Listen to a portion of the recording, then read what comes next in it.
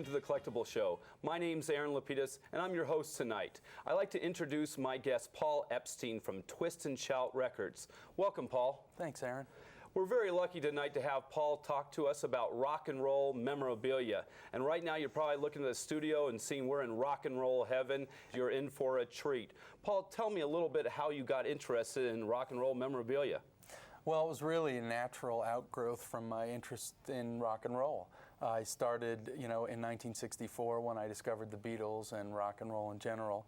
I started buying anything I could get my hands on within my allowance of that had their pictures on it or had anything to do with them, a t-shirt, a magazine, a book, anything.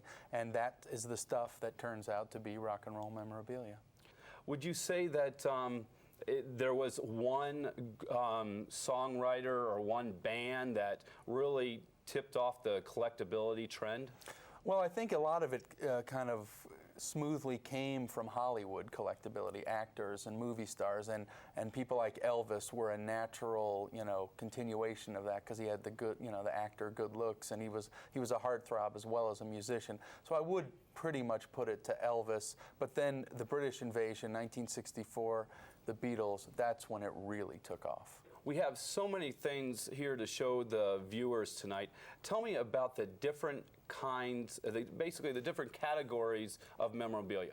Anything goes. I mean, it could be a matchbook, it could be a towel, it could be toilet paper, it could be anything. The things that I've brought that are most representative, I think, of the items that you see are posters, paper goods.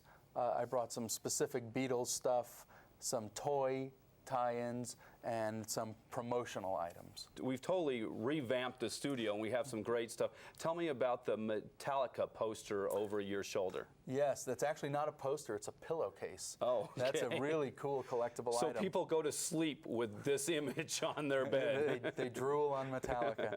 No, I hope not.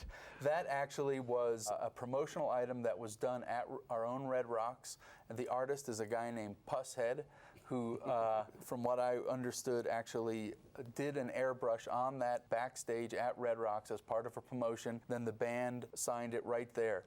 This is a one-of-a-kind item. It is incredibly hard to value it and to find something like this. If I was going to sell it, I would start at probably $500 at an auction and go up from there. It's a very one-of-a-kind item. And let's talk about one-of-a-kind items, because if it wasn't one-of-a-kind, it'd be limited edition. Say they took this and reproduced it several times and get signature. One-of-a-kind, how can you set a value on something that you have no other way to put it against?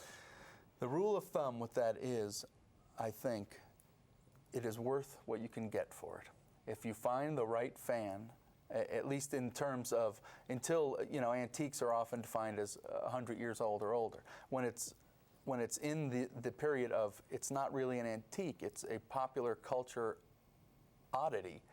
It's what you can get for it. Something like this, I know just from the popularity of Metallica, from the rarity of the item, from the fact that it's autographed, and that the artwork is so striking and individual, that this is a valuable item. These are aesthetic judgments that I make as somebody who's been in the business forever. If you're Johnny Beginner, it's not as easy, A, to find this kind of stuff, and B, to know what you have. Okay. Paul, I'd like to thank you for being on my show. Paul Epstein from Twist and Shout Records. I want to thank you very much for viewing my show tonight. And remember, one person's trash is another person's treasure. So keep collecting. I'm Aaron LaPedis with The Collectible Show, and you have a great night.